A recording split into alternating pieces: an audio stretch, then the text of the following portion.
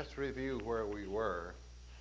We've come through time from the creation, and in that first period of time we call the patriarchal dispensation. That lasted until Mount Sinai. That's about 2,500 years. Then we moved through the Mosaical dispensation, or the time that the law was given to Moses, and the law of Moses was in effect for a nation of Jews, for one family and their descendants, for the Jews. That law held sway and was in effect until the Bible tells us it was nailed to the cross, meaning that was the fulfillment of that law. It was no longer binding. However, we know there are lots of principles there that we adhere to that were brought over in the New Testament or are a part of the same teaching. But we do not go back and build arks, and as in the patriarchal dispensation, we do not go back and sacrifice sheep, burn incense, use mechanical instruments of music and things like that that could be found in the Mosaical dispensation. But we go by those things that are dictated and given examples of in the New Testament, Christ's last will and testament, the Christian dispensation we call it. During this time, the law is now international. God's law is. In Mosaical dispensation, it was a national religion. Under the patriarchal dispensation, it was a family religion. We have come then to the point where we were talking about Christ. But just to bring you up to date on some things that will be questions on this 100-question test, there's some information about the New Testament that I'll stop right here and give you. You got your cards or your information on the books of the New Testament. There's 29 books in the New Testament. 27. There's 39 in the Old Testament. The first 4 books of the New Testament, that is the way that most Bibles arrange their books. It might seem strange to you that I have seen at least one Bible that does not arrange their books that way. So that's man's option as to how he arranges these books. If someone wanted to arrange them chronological according to the way people think they came about in time, they might arrange them a little different. But they are arranged in an order that makes sense to almost all people who study the Bible. That is, that you first learn that the Son of God came upon this earth and lived for 33 years and died for the sins of all people of all times. Where do you need to learn that in the study of this new system? You need to learn it first. So it's the first 4 books: Matthew, Mark, Luke, and John. Some people call those books books of history. I prefer to call them biographical books or biography. However, you've already seen in our past discussion that it doesn't cover a lot of Christ's life, in that it does not give equal space in the Bible and the amount of words printed or given for all the years of his life compared to the last 3 years. Almost all of the 4 Gospels concern the last 3 years of Christ's life. The mention that I made to you concerning that it gives you the facts surrounding his birth, the facts surrounding his flight down into Egypt with his parents to escape the wrath of Herod, that Roman ruler in Judea. And then it lets you know that they came back out of Egypt and lived in Nazareth, and you don't know a thing else until he's 12 years old. Then the one incident when they went down into Jerusalem, the family did, and Christ was found among the rulers of the Jews, amazing them with his knowledge and so on, and his parents went off and forgot him. After they traveled a day, they went back and got him. Now, I've mentioned to you that there's nothing else concerning his life. There is one statement that would fit between 12 years old and 30 years old, and that is that he grew how?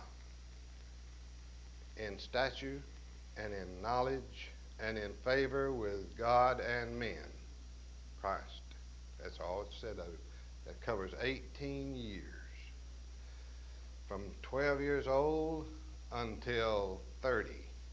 Then the action starts. He is baptized by John, and God announces, "This is my beloved Son, in whom I am well pleased." All right, now back to telling you giving you some information about the Bible, the New Testament. The first 4 books of the New Testament tell us of the life and actions of Christ. It gives us a basis for our faith. The first 4 books of the New Testament gives us a basis for our faith. What would we know what to believe if it wasn't for those 4 books? We wouldn't have the basis for our faith. Then the next book is Acts, or the Acts of the Apostle, which is the history of the early church. That book is oftentimes called the book of conversions, but it, in all reality, shows the beginning and the growth of the follower of the church, called the kingdom, and the spread thereof. It gives you what one must do to be saved. Christ left with his apostles orders to go and teach all nations. Well, how are you going to find out what you're going to believe, or how are you going to find out what you're going to do to get into this organization? That book tells you what you must do to get into this organization we call the church. The Bible calls the church. All Scripture before Acts 2:32, before Acts 2, speak of the church as being in the future. All Scripture after Acts, or the sermon on the day of Pentecost, speaks of the church as being in existence. The church and the kingdom, of course, are the same. Now that gives you the 4 books telling of the life of the Son of God who came to this earth and died for man, that man might believe and that man might have a basis for his faith, because Christ is the very basis of our faith. When Christ asked Peter, "Who do ye say that I am? Who do you think I am?" And Peter said, "Thou art Christ." And Christ told Peter, "Thou art Peter, and upon this rock I will build my church." Now Peter had said, "Thou art the Christ, the Son of the living God." He confessed, if you please, at that point that Christ was the Son of God. If you become a Christian, or when you became a Christian, in the case of all you here, you made that confession. I believe that Jesus Christ is the Son of God. You wouldn't have had that background of belief unless you know something about, or have been told something about, the information contained in Matthew, Mark, Luke, and John. All right. All the rest of the New Testament, except 1 book, are called the epistles, or letters. And that one last book is called the book of prophecy, or Revelation.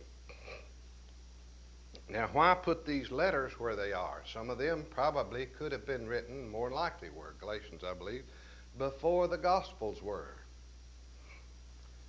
So they're not chronologically located in there necessarily, but they are located in the Bible after the church has already been established. And the Bible shows you that a religious system was set up. A new religion was set up, replacing the old Mosaic religion. This new religion that we call the church, or we call Christianity, the Bible called it the way, and there's several names for the church. came in logical order, and then these letters were written, most of them by Paul, who was first called Saul. He wrote to them concerning things that were happening. All letters, if you'll search them, you'll realize that he is either teaching something because of information he's heard about their needs, or he's teaching general information that needs to be taught to Christians or to the churches.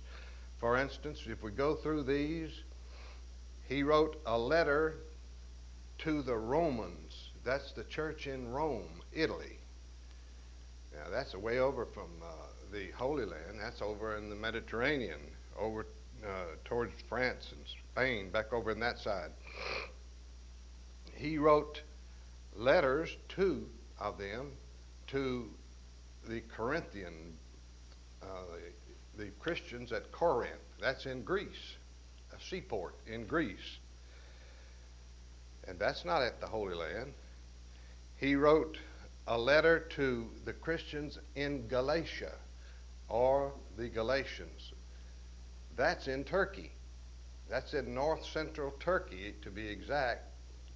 It was called Asia Minor in those days. He wrote a letter to the Christians at Ephesus. That's in Turkey. And that's on the western coast of Turkey. He wrote a letter to the Christians at Philippi, up along the coast of northeastern Greece. He wrote a letter to the Christians at Colossae. That's the Christians that's not too far from Ephesus in Turkey, or what was in those days called Asia Minor.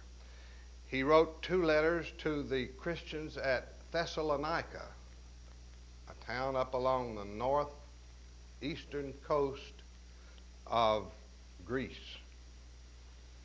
He wrote two letters to a protege, you might say, one who he had trained, Timothy.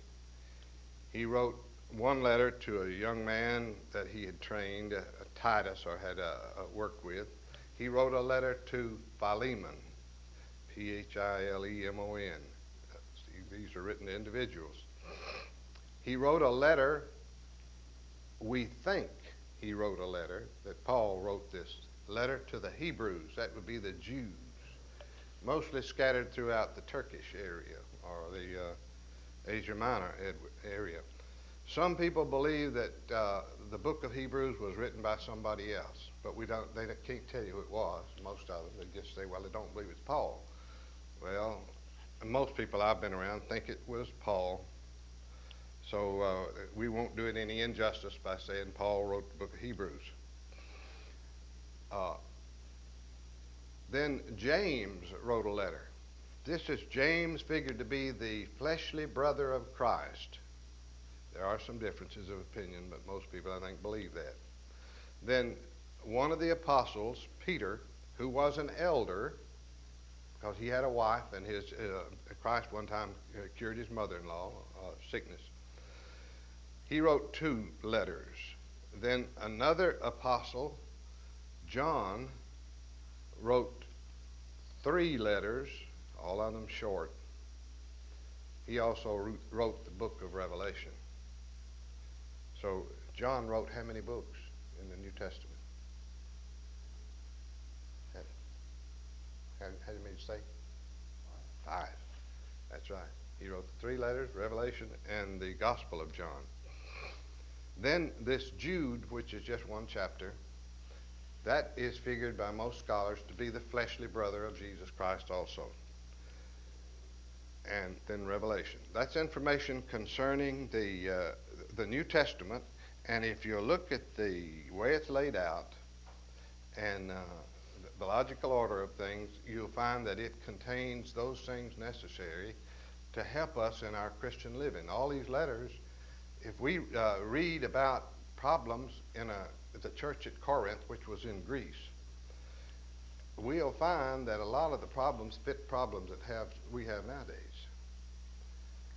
Uh, Corinth had all kind of problems.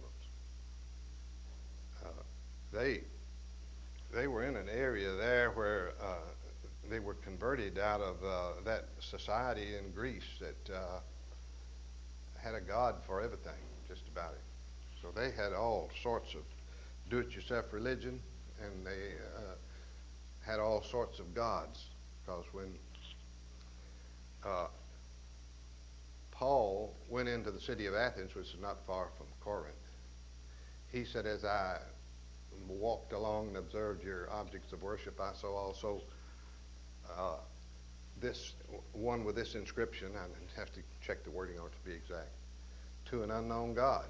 They had so many gods that they were afraid they might miss one. So they put up a monument to an unknown God, just to make sure they didn't anger any of the gods. They had in that area around Corinth what we would call paganism gone to seed. Temple there, and a temple over in Ephesus also, where they had women priestesses who, as far as history can find out, were nothing more than religious harlots. So you see to what extent they went with their religion. And man has oftentimes reverted to what he thinks he likes to worship. If he likes to worship sex, he's liable to put it in his religion.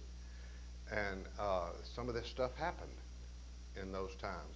It evidently was the same thing in the beliefs of the Egyptians at the base of Mount Sinai. These people were involved in certain types of religious beliefs that they had brought over from Egypt that were along these same lines. So that's what Christianity was faced with. We say, well, Christianity never was faced with such a mean world as it is now. I wouldn't necessarily say that's so, because those things that Paul faced in New Testament times were just as bad, maybe, and worse, because of the beliefs of all those people. We, at least in this country, have a background of what the world calls Christendom, but that's mostly the brand of what we would call denominationalism. Nevertheless, there was a general respect in this country, and has been for 200 years, for religious values, as everybody talks about nowadays, which has helped the spread of Christianity and helped us to have been raised in a country like we are in. So these letters went to churches that had problems like we have nowadays.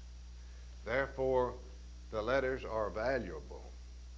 We go to 1 Corinthians 11th chapter and see that they were having problems and misusing and doing wrong concerning the Lord's Supper.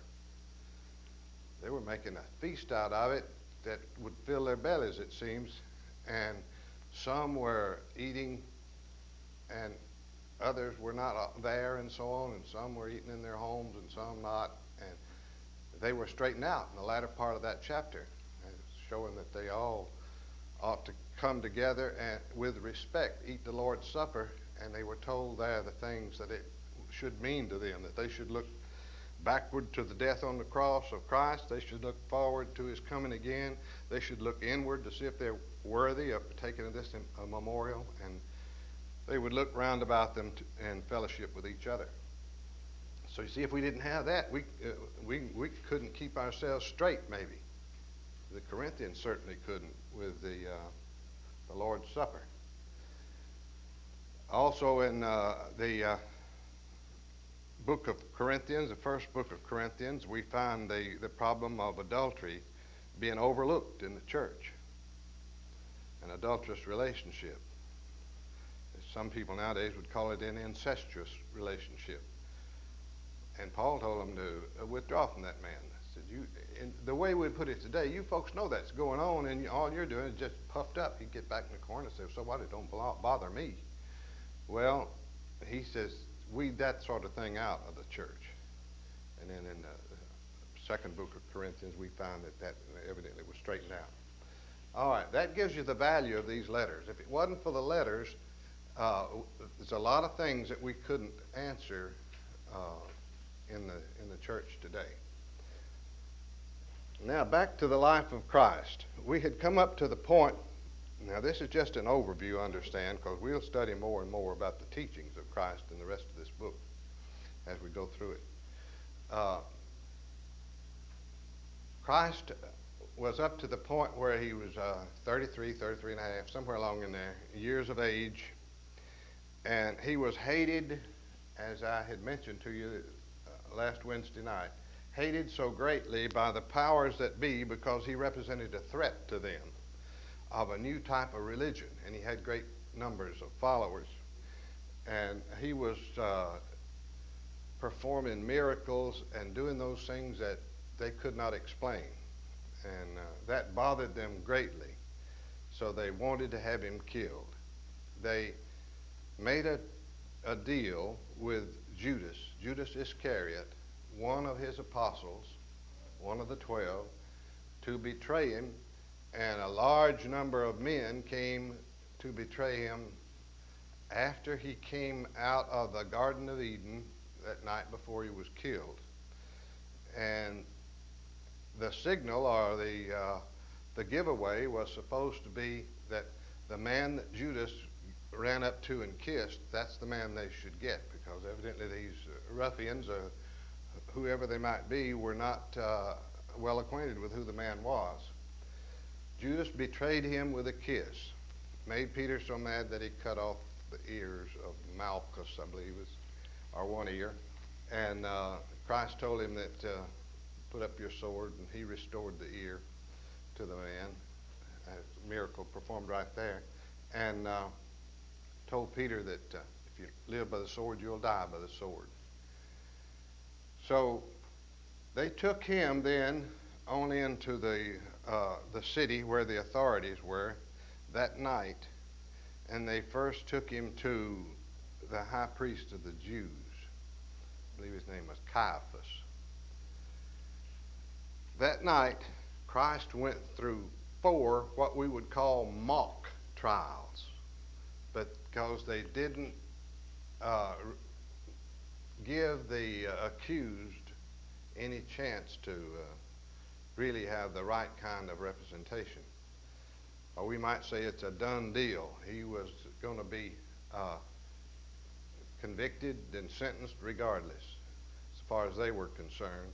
They moved him from Caiaphas. The Jews, the rulers of the Jews, could not put a person to death because they were under the heel of Roman rule. Only the Roman soldiers could carry out capital punishment. So they needed to religiously bring these things against Christ. They accused him of being a king, therefore he was telling a lie, they said, and that he was a son of God, and they thought that was a lie. And Christ, in most cases, opened not his mouth, like we found in the book of Isaiah, led to the slaughter as a lamb, and he openeth not his mouth. At one point, they asked him, "Are you the Son of God?" And he said, "You say it," and so on, "Thou sayest." He went willingly to the cross, but he went through 4 trials that night, 4 mock trials. And just to give you a picture of the setting, you couldn't find any place in there where I would have thought he had any time to rest at all. And in certain places there, they were pushing him around, putting a crown of thorns on his head, and no doubt slapping that on his head in such a way that it would cause blood to come from thorn punctures, and spit on him and things like that. And he being tired, and then the next morning they beat him with what we would call a cat o' nine tails or something like that, a leather whip with probably gravel or bits of glass or something of that nature woven into the end, so that each time his body was hit by that, it would have caused cuts and abrasions. That's what Jesus Christ went through. Now, the last person to finally give him up to the Jewish crowd was Pilate. Pilate's wife had told him not to have anything to do with that man, said she had had a dream. But it bothered Pilate that the Jews wanted him because he couldn't find anything wrong with him. And he knew that there was prisoners in prison, Jewish prisoners. He was in a Jewish land. And politically, each year at that time, it was customary to give the Jews or to turn loose a prisoner that would appease them, and politically the thing to do. Well, I'll just pardon somebody for you if you want it, is the way we put it nowadays. And Pilate offered the choice between a man named Barabbas, who was a crook or was an outlaw, and Christ, who was not. No doubt thinking they would take the one who was the outlaw. But it didn't happen. They would rather have seen, I guess, if Hitler was on the earth at that time, him turn loose just so they could get rid of Jesus Christ.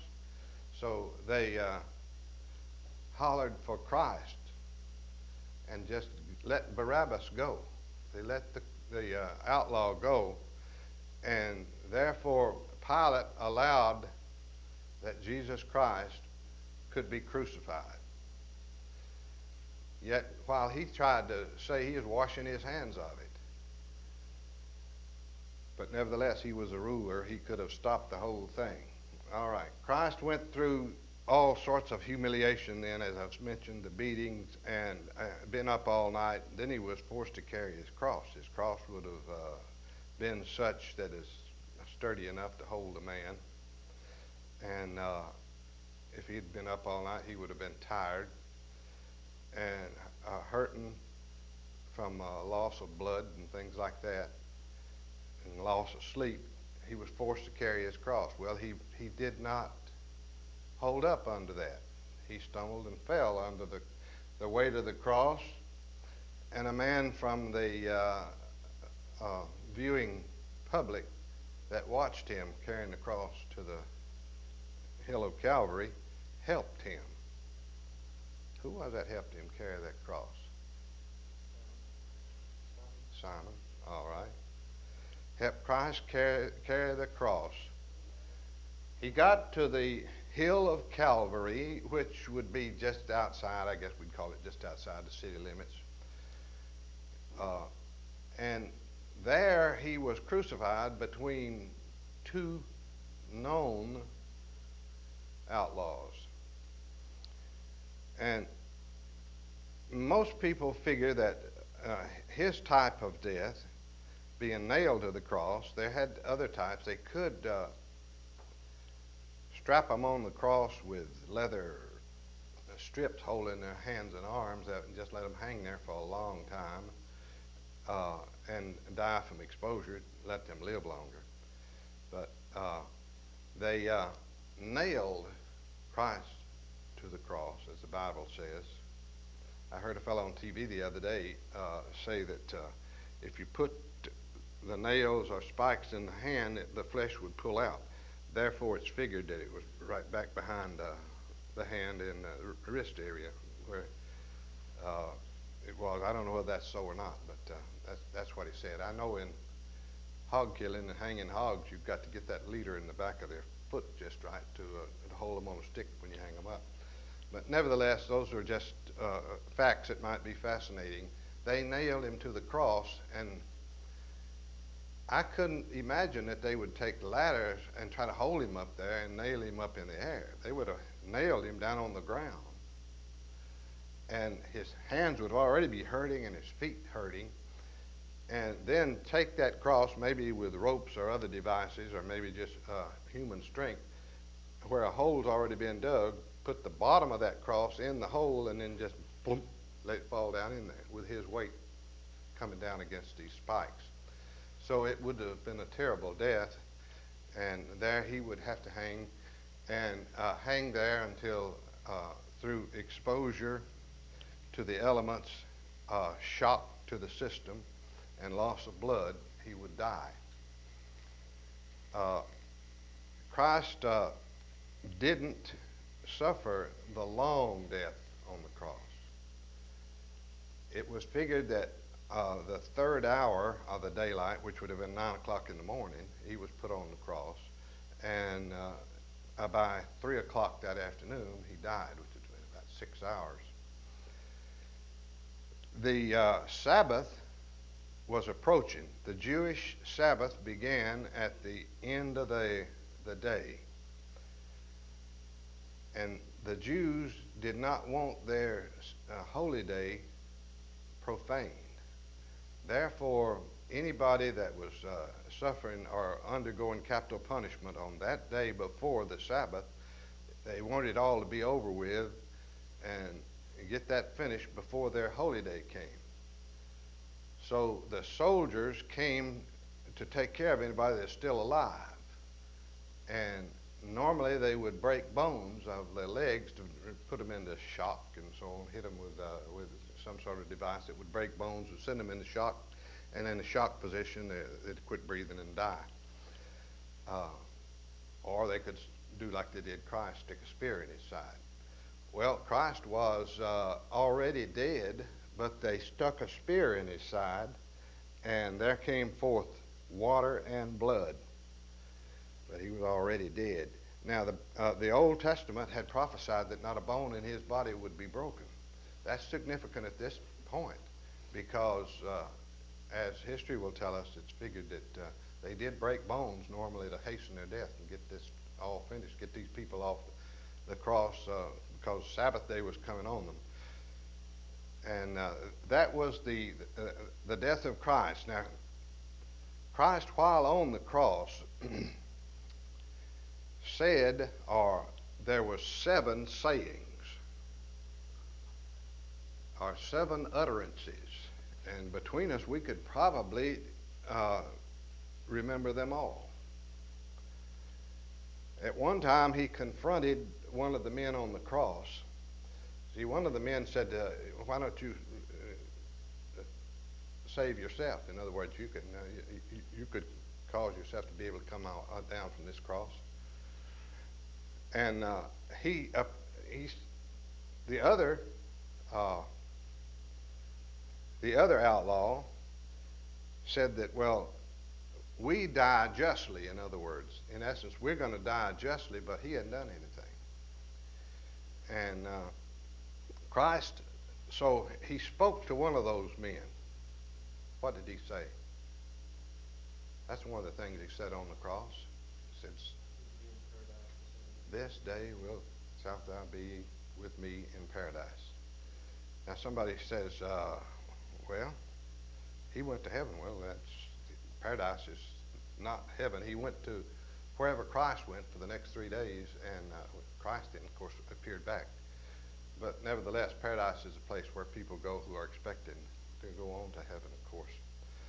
So some people nowadays will say, well, that man didn't have to be baptized to be saved. The church wasn't even established then. The kingdom wasn't established. The system wasn't set up. Besides that, all the people in the first 33 years of Christ's life that he forgave wasn't baptized. If he said, your sins are forgiven, go your way, he was operating under the old system, under the old law. It was still in existence until Christ died on the cross. And you might have noticed what I just said. He told the man while he was still alive, this day wilt thou be with me in paradise. So Christ hadn't died yet. We show in Romans 6, the first few verses, that baptism is a form of the death, burial, and resurrection. So it's silly to argue that that man wasn't baptized. Then if you want to go a little bit further, how do we know he wasn't baptized? By John. A lot of the followers of John told them, the man's coming after me, that he's the one you're going to be looking for.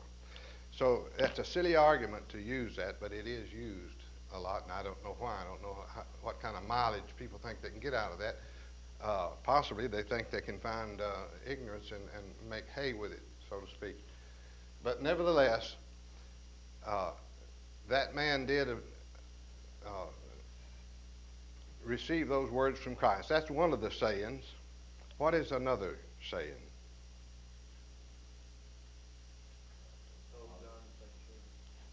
All right, John the Apostle. This is, in other words, take care of his mother. You have to find the words to be exact. That's two.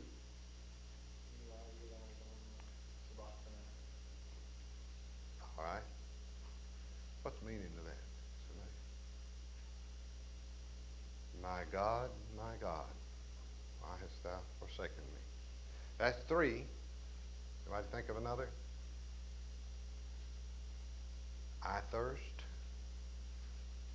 That's four.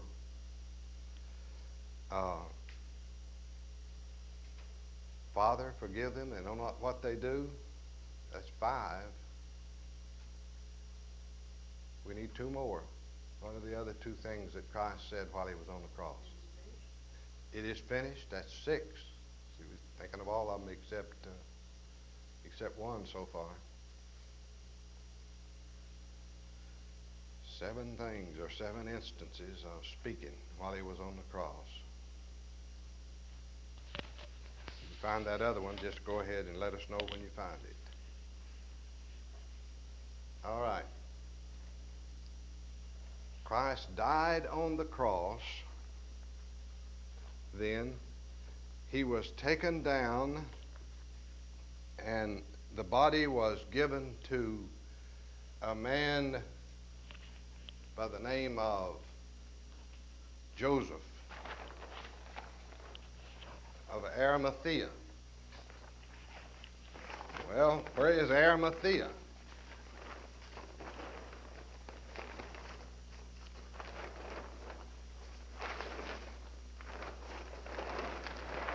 Now, there was Jews in that area from all around the Mediterranean area. And this man, Joseph, decided to give a place for Christ to be buried. Arimathea would be somewhere back over in here on the northern coast of Africa. So that's where this man was from, in Jerusalem, for these holy days. See, Christ was there for what observance? The observance of what holy day for the Jews was he in Jerusalem when he was crucified? The Passover. That's right. Passover. Some people call this time of the year Easter, but that's a term that was later on applied to that time when Christ was raised from the dead. But that he was there for the Jewish feast of the Passover. Now, in thinking of what's the Passover? What does that mean? The Passover. How about it? Do you know, Sister Darrington?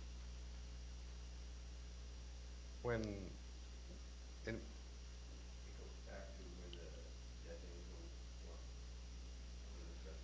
they were coming, telling Pharaoh, let my people go, the 10th plague was to kill all the firstborn in Egypt. And the death angel passed over the Hebrews if they did what God commanded. That was to kill the paschal lamb or the lamb and put blood on the doorposts and lintels and so on. All right, that's the observance of the Passover. The Passover feast, Christ and his apostles had eaten that Passover feast. After that, Christ established what we call the Lord's Supper.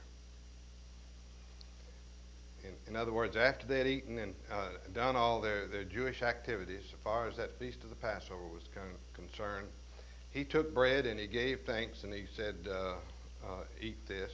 And he took the fruit of the vine, the grape juice, and he blessed it, and he told them all of them, to drink of that. And they were to do this in remembrance of him, and do it in the kingdom, all right, or the church. So that's the establishment of the Lord's Supper. And we still will remember that. We will today remember that when we partake of the Lord's Supper.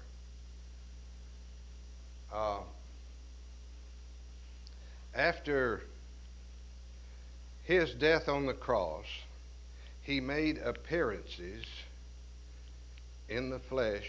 He came back, and he first appeared to, who was it? Wasn't it Mary and Martha? The two women. Then he appeared to Peter, and then he appeared to the apostles in certain groups. At one time appeared to 500 people. And it was during that time of appearances, and that's over 40 days. That's the reason I've got this drawn right here. Between the cross and here, we'll call that 50 days, where I've got the church, the kingdom. But during 40 of those days, Christ made appearances. And he appeared to, at one time, as many as 500. So people saw him and were able to testify that something strange had happened. They saw him after he had been killed. And on the 40th day, he ascended back to the Heavenly Father to sit on the right hand of God, to take his place back in the Godhead in heaven. And he told his apostles that they were to wait in Jerusalem. They only had to wait 10 days. And the power would come to them. So we think of Christ as, or his humiliation. His humiliation was he came to this earth and suffered and died inglorious death. But he gained his glory back when he went back and sat on the right hand of God. That was after making a Bible.